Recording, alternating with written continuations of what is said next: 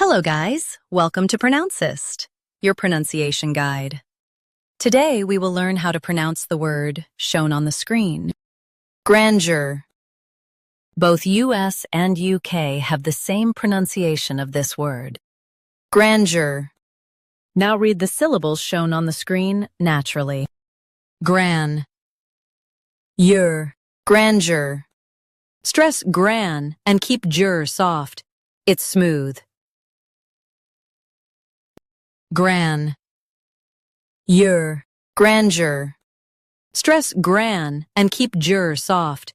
It's smooth. Gran. Yer. Grandeur. Stress gran and keep jur soft. It's smooth. Gran. Yer. Grandeur.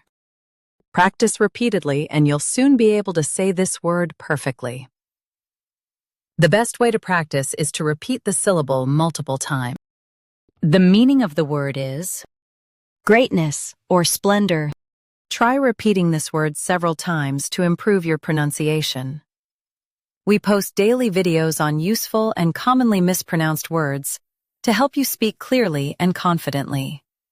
Like this video and subscribe to Pronouncist for more pronunciation guides. Thanks for watching us.